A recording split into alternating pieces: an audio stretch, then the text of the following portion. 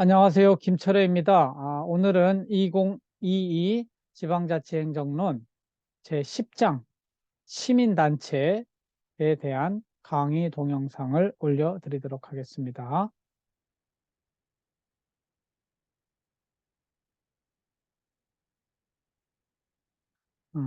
제가 계속 말씀드린 바와 같이 행정학도는 우리 사회에 문제가 발생하면 제일 먼저 이것이 개인의 문제인가, 사회의 문제인가를 분별할 수 있어야 되고, 사회의 문제라면 정부가 나서서 그 문제를 해결해야 되는데, 그 정부도 중앙정부가 있고 지방정부가 있다고 그랬죠. 중앙정부의 역할은 무엇인가? 지방정부의 역할은 무엇인가? 이런 것들을 분별할 수 있어야 돼요. 그리고 중앙정부에서는 어떤 부처가 그 책임을 지는가? 지방정부에서는 누가 책임을 지는가? 이런 것들을 분별할 수 있어야 됩니다. 그리고 그 그 문제를 정부가 혼자 다 하는 것이 아니고 시장하고도 연결해서 해야 되고 시민사회들하고 함께 연결돼서 이 일들을 하게 되어 있습니다. 그래서 오늘 배우는 시민단체는 이 시민 단체들이 시민들이 함께 만든 시민들이 자발적으로 만든 그 결사체 시민단체를 어떻게 관련을 맺으면서 그 사회 문제를 잘 해결할 것인가에 대한 내용이 되겠습니다. 이러한 그 시민단체를 살펴보기 전에 이론적으로는 여러분들이 거버넌스 이론이라는 걸 좀 알아야 돼요. 거버넌스라고 하는 거는 우리가 정부를 government 그러잖아요. 그 govern이라는 게 통치하다, 다스리다 이런 동사로 영어예요. 거기서 government가 나왔고 여기서 governance라고 하는 것도 나온 거예요. 그러니까 전통적으로 행정은 위에서 하라면 하는 대로, 까라면 까라는 대로, 시키면 시키는 대로, SSKK 그러잖아요. 그런 하향식 행정이었고, 이런 행정을 2C 행정이라고 부릅니다. 2C라고 하는 거는 Command and Control, 명령하고 통제하는 거죠. 이거는 군대식의 행정이 되는 거예요. 옛날에 꼭대기에 왕이 있으니까 왕이 시키는 대로 짐이 국가니까 이런 행정이 전통적 행정이라고 보면 1970년대 이후의 행정은 그렇게 찍어 누르는 하향식 행정보다는 상향식 행정이 필요하다. 즉, 커맨드 앤 컨트롤이 아니고 4C, 2C가 아닌 4C, 커뮤니케이션, 코오디네이션, 컴프로마이즈, 코오퍼레이션. 커뮤니케이션, 서로 의사소통하는 거죠. 서로 소통하면서 일방적으로 하는 게 아니라 쌍방향 소통이 필요하고, 코오디네이션, 서로 조정하고, 컴프로마이즈, 서로 양보할 건 양보하고, 코오퍼레이션, 협조할 건 협조하고, 이런 식의 즉 실제 행정이라고 하는 거는 국민을 대상으로 하잖아요. 국민의 그 자발적인 결사체로 있는 시민 사회와 함께 이렇게 포시로 서로 의견을 조율하면서 하는 행정, 이거를 거버넌스 행정이라고 이렇게 불러요. 일본 말로는 그걸 협치라고 번역을 했기 때문에 협치라고도 부르지만 전반적으로 우리나라 행정학자들은 이걸 그냥 거버넌스로 부릅니다. 그래서 관련된 모든 이해관계자들의 참여를 보장하고 그 참여를 통해서 정책이 잘 집행될 수 있도록 하는 이러한 행정을 거버넌스라고 한다. 경영에서는 이 거버넌스라는 개념을 다르게 써요. 나중에 이제 여러분들 공기업 시간 이런 거 배울 때 공기업 거버넌스 그러면 공기업의 의사결정을 하는 구조에 얼마나 이제 외부의 사람들이 들어와 있느냐, 의사결정 중심으로 살펴보는 거는 공기업 거버넌스, 이렇게 경영학에서는 의사결정 체계를 거버넌스라고 부릅니다.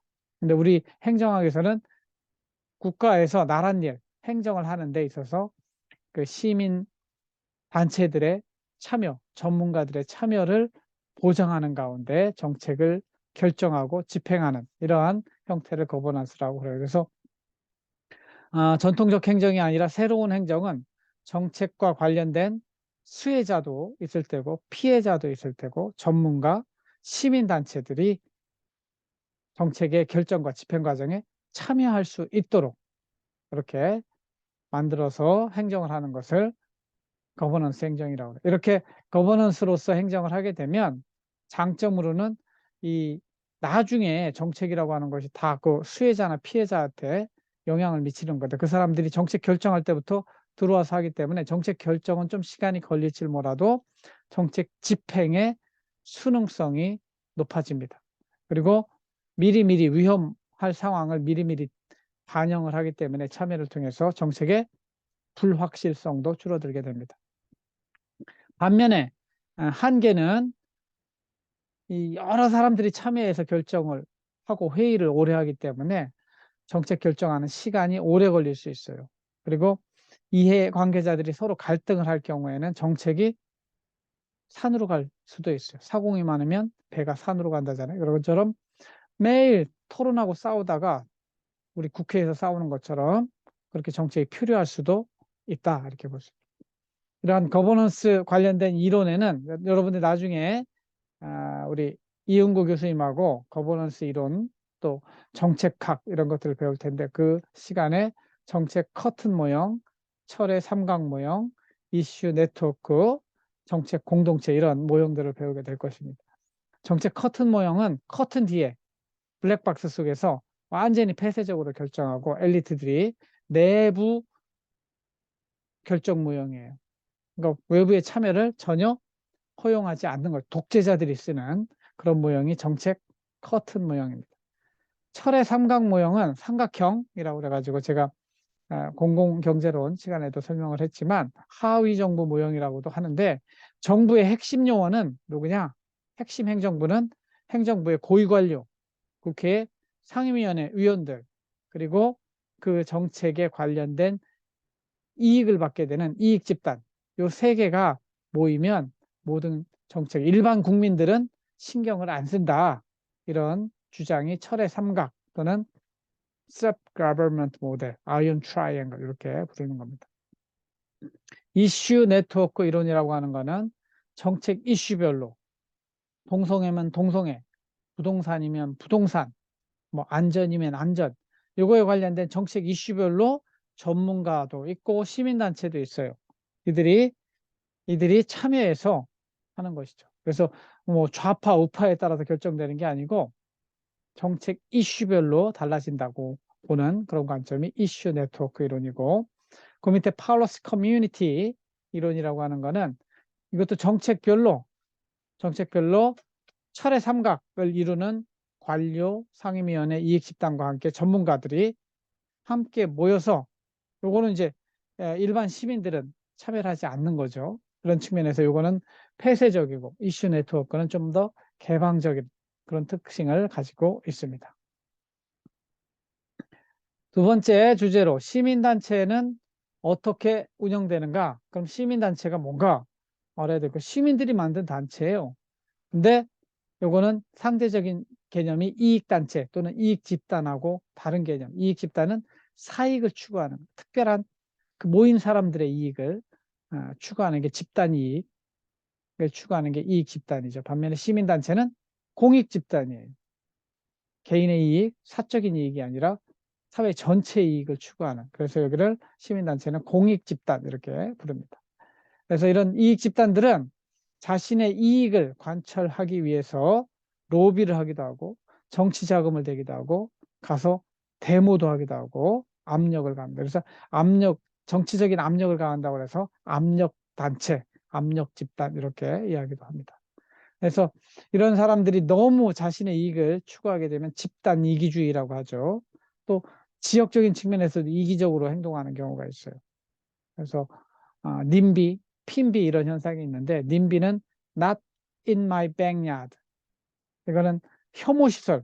혐오시설은 우리 동네에 오지 못하게 막는 거죠. 반대로 좋은 시설은 선호시설은 핀피라고 해요. Please in my front yard의 약자예요. 이렇게 우리 집 앞으로 유치하려고 하는 노력을 하는 것이죠. 그래서 대표적인 이익 집단으로는 의사협회, 변호사협회, 우리나라에서 이 두 개가 제일 세요. 미국에서는 총기협회가 세요. 그러니까 미국은 총기 소지를 자유화시키잖아요. 월마트에 가면 M16을 판다니까요. 이게 왜 그러느냐? 법이 그렇게 돼 있기 때문에. 법이 왜 그렇게 돼 있느냐? 총기협회에서 법을 그렇게 만들도록 정치인들한테 엄청 돈을 대는 것이죠.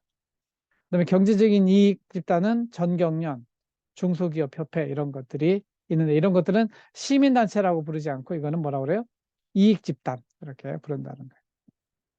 반면에 시민단체는 Civil Society Organization 이렇게 부르는데 사회 전체의 이익, 즉 공익을 위해 시민들이 자발적으로 만든 단체. 그래서 Public Interest Group. 그래서 아까 Interest Group 앞에 Public 공익단체 이렇게 부르는 거예요. 추구하는 이익이 사익이 아닌 공익이라는 점에서 이익 집단과 구분이 된다고 보시면 되겠습니다. 유사 개념으로 NGO, NPO 이렇게 하는 개념이 NGO는 Non-Government, 정부가 아닌 조직이에요. 그런데 공익을 추구하는. 그래서 NGO 이렇게 부르고 NPO 이거는 기업 같은 조직인데 정부가 아니니까 기업 같은 조직인데 profit 이익을 추구하지 않아요. 이윤을 추구하지 않아요. 그래서 non-profit. 그래서 앞에 거 NGO는 비정부기관, NPO는 비영리기관 이렇게 번역을 합니다.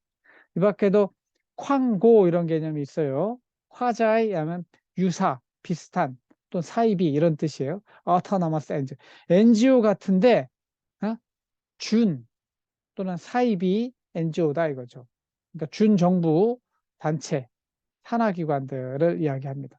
그래서 이런 상하수도 협회 이런 데는 정부 상하수도 관련된 교육들을 담당하고 있단 말이에요. 그러니까 정부 업무 위탁을 수행하기도 하는데 실제로는 정부에 붙어 있는 거죠. 그렇기 때문에 이거는 우리가 이야기하는 본래 의미의 시민단체는 아닌데 모양새는 시민단체들처럼 돼 있다. 그래서 쾅고 이렇게 부르고요. 그 다음에 제3섹터라는 개념도 나오는데 이거는 뭐냐면 1섹터가 시장, 2섹터가 정부, 그러면 1섹터도 아니고 2섹터도 아닌 제3섹터라고 하는 거는 시장과 정부가 함께 짬뽕된 영역이라고 그래요. 그래서 이거를 민관합동법인 라고도 이야기를 하고 공공 부분과 민간 부분이 공동으로 예를 들면 천안 논산 고속도로 이런 거 건설할 때 국토부 도로공사도 들어가지만 민간 자본도 들어간단 말이죠. 이렇게 해서 그 고속도로가 돌아가게 하는 그런 투자 법인을 만들어요. 이런 것들은 제3섹터 이런 컨셉으로 쓴다. 어떤 시민단체가 있는가? 아까 이슈별로 정책 이슈별로 수많은 나중에 보면은 전국에는 몇천 개가 있습니다. 대전시만 해도 한 600개가 있으니까요. 어떤 시민단체가 있는가? 인권, 여성, 아동, 정치, 경제, 환경, 교육, 통일, 문화, 뭐 다양한 주제로 다양한 시민단체들이 있다. 여러분들도 이런 쪽에 관심이 있으시면 회원으로 가입해서 활동가로서 일할 수도 있습니다. 근데 제일 궁금한 거는 이런 단체를 만들어서 활동하는 건 좋은데 뭘로 먹고 사느냐 이런 부분들이죠. 특히 거기서 하루 종일 일하는 사람들이 있어요. 그 사람들을 시민사회 활동가라고 해요. 활동가라. 이 사람들은 집회를 인도하기도 하고 캠페인을 조직하기도 하고 또 회원을 모집하기도 하고 교회에서 전도해서 하는 거하고 비슷해요. 그러면 이 사람들이 쓰는 돈은 어디서 나오는가? 여기 수입원 보면은 회비 또는 후원금 또 이 사람들이 공익단체로서 사회에 이익이 되는 일을 한다고 보기 때문에 정부가 보조금을 주기도 해요. 여기서 이제 문제가 되기도 하는 거죠. 정부 보조금, 국민이 내는 세금을 주는 건데 진짜 이 사람들이 공익을 위해서 그 돈을 쓰는지 아니면 in my pocket, 자기 주머니에 그 돈을 집어넣는지가 알 수 없는 것이죠. 그래서 시민사회 회계의 투명성이 중요합니다. 이런 시민단체들은 이 단체이기 때문에 여러분들한테 제가 수업 시간에 말씀드렸잖아요. 사람이 아닌데 사람처럼 법적으로 다뤄주는 그런 조직을 법인이라고 그래요. 그 법인은 뭐 법에 따라서 여러 가지 근거를 가지고 있지만 사람들이 모여서 그 법인을 만드는 건 사단법인 이렇게 하고요. 누가 돈을 내서 그 법인을 만드는 건 재단법인 이렇게 이야기를 하고 또 법인이 아니지만 나는 이제 안동김씨라면 안동김씨 종중 무슨 조합 이렇게 하는 것들은 또 법인이 아닌 단체도 만들 수 있어요. 주식회사는 상법에 따라서 만든 법인이 되는 것이죠. 이러한 조직 형태는 대부분 사단법인이나 재단법인 또는 법인이 아닌 단체 이런 형태로 만들어진다. 그러면 우리나라 시민단체의 문제, 이런 것도 여러분들이 깊이 좀 고민해 봐야 될 문제인데, 첫 번째, 정치적으로 편향돼 있어요. 좌파든 우파든 시민단체를 보면 대부분 우리는 제가 강조하는 건 생활에 관련된 건 정치가 필요 없어요.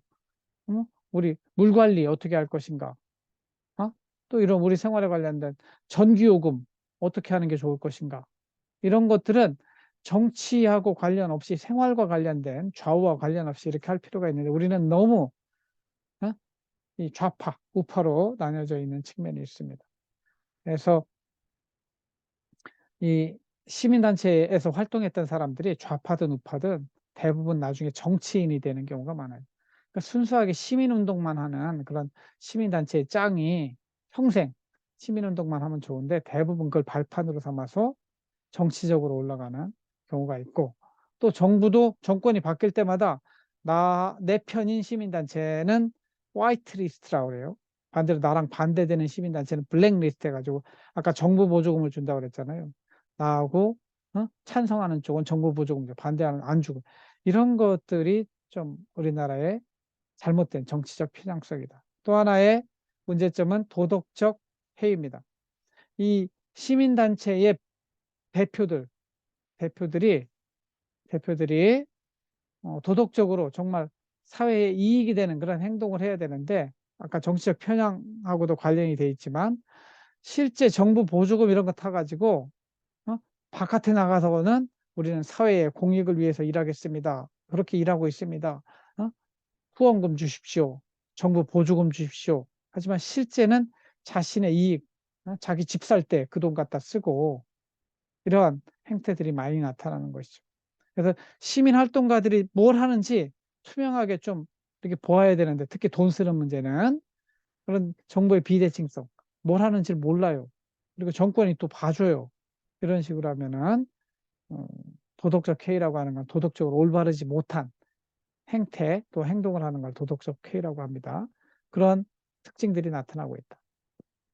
또 하나는 우리나라 시민단체들은 전문성이 부족한 경우가 많습니다. 그리고 대표성, 시민단체에 만들어 놨다고 그랬는데 실제 시민들이 있어야 시민단체잖아요. 지들끼리 만들어 놓고 법인 하나 만들어 놓고 바깥에 나가서 활동을 하는데 실제 회비를 내는 시민들은 별로 없는 그런 특징의 대표성이 부족한 거죠. 회계의 불투명성 이야기죠.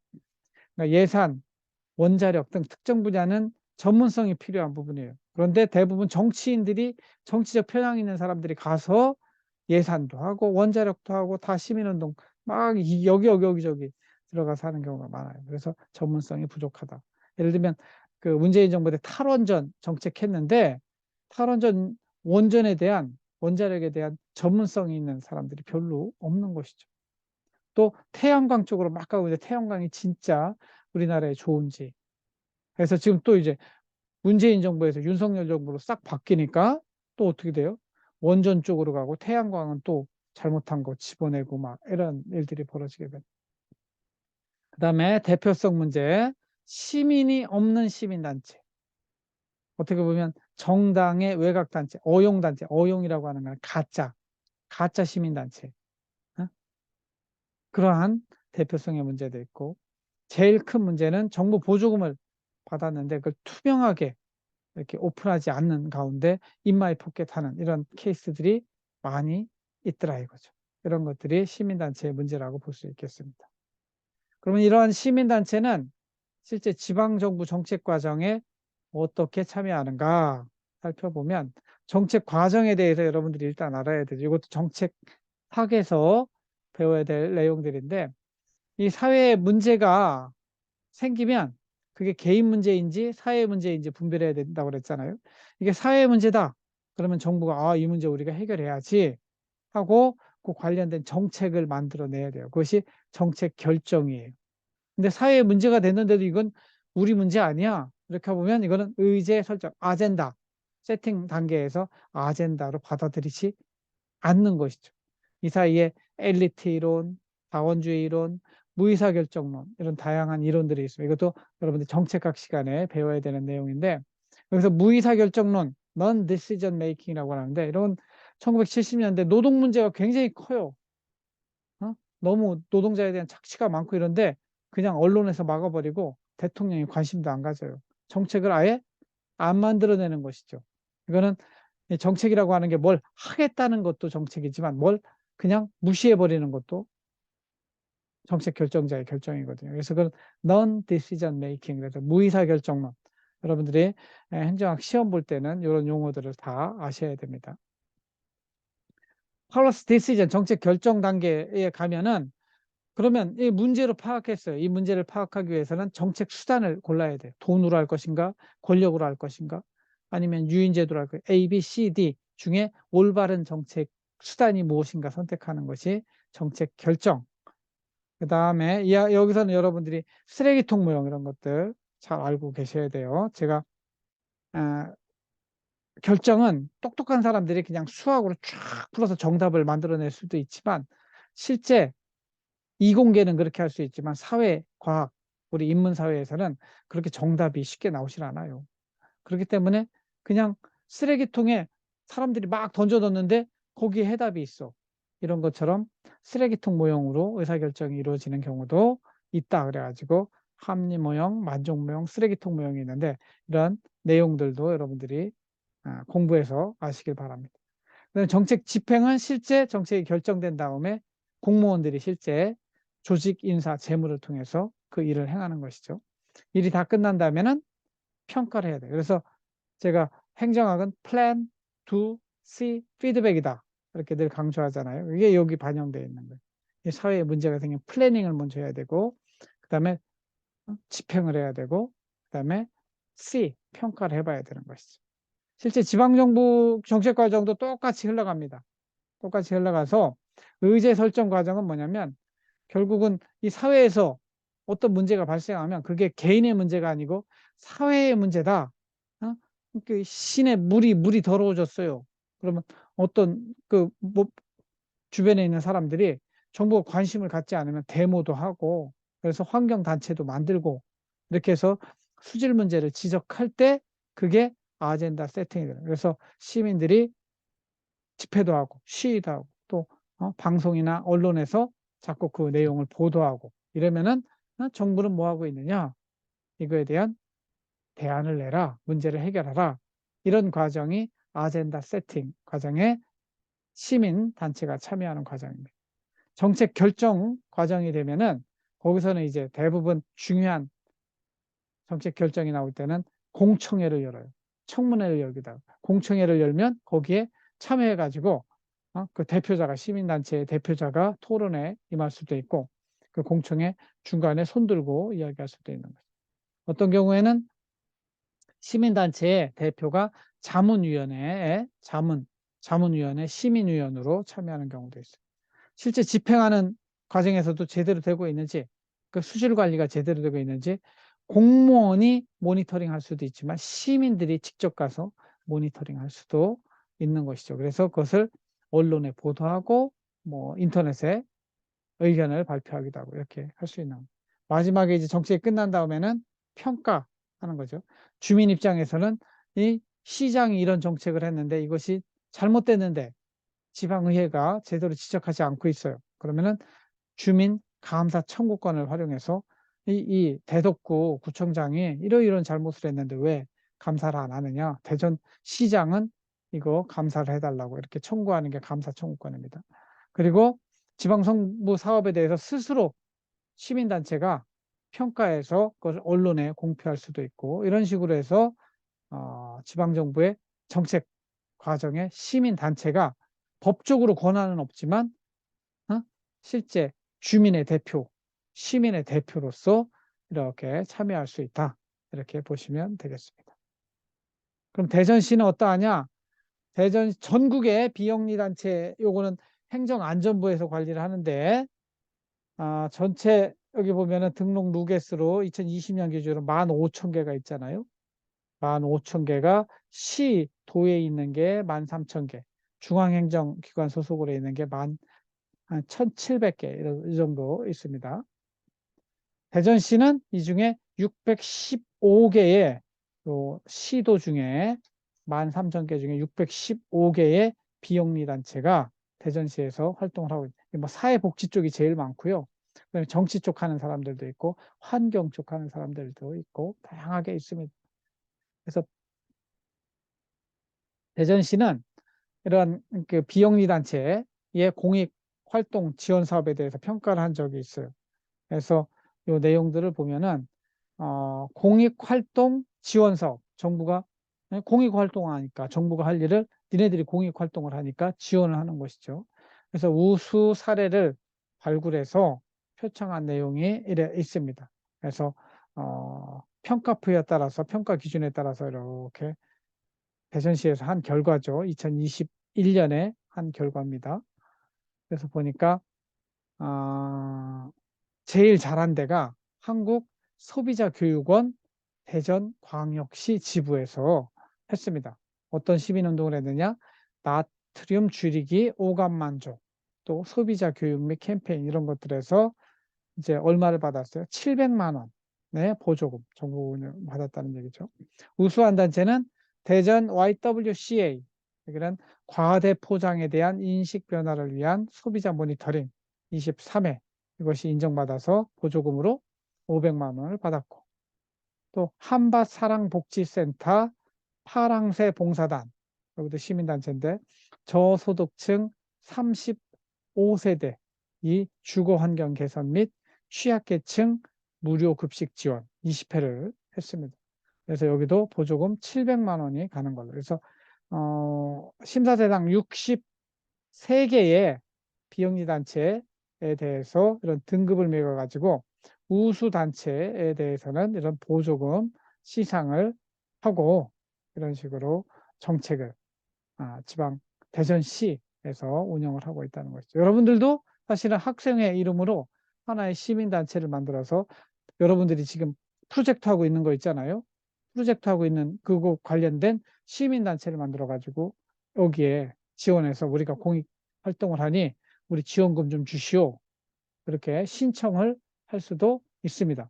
저는 이제 한남 마중물 협동조합이라고 하는 저는 협동조합을 통해서도 할 수 있고 또 협동조합도 사회적 협동조합으로 가면 훨씬 더 공익단체로 갈 가능성이 높습니다. 그러니까 그냥 협동조합은 영리 목적으로 설립하는 것이고 사회적 협동조합은 공익단체로서 설립을 하는 게 되겠죠. 그래서 이러한 시민단체 활동들을 통해서 지방자치가 좀 더 활성화될 수 있는 것이죠. 내가 공무원이 아니어도 시민으로서 시민들의 모임을 결사체를 만들어서 내가 관련된 환경이면 환경, 어? 또 다른 중요한 뭐 수질이면 수질, 전기요금이면 전기요금 뭐 이런 것들 여러분들이 그런데 이제 전기요금 같은 거는 중앙정부에서 하는 거니까 전국적인 시민단체에 되고 상수도 같은 거는 지방상수도니까 지방의 시민단체를 만들 수 있는 것이죠. 그래서 여러분들도 젊은 대학생 시절에 관심 있는 분야에 시민단체에 좀 가입해서 활동도 해보고 이러면은 훨씬 더 지방자치 이렇게 배우고 실천하는데 도움이 될 거라는 생각도 듭니다.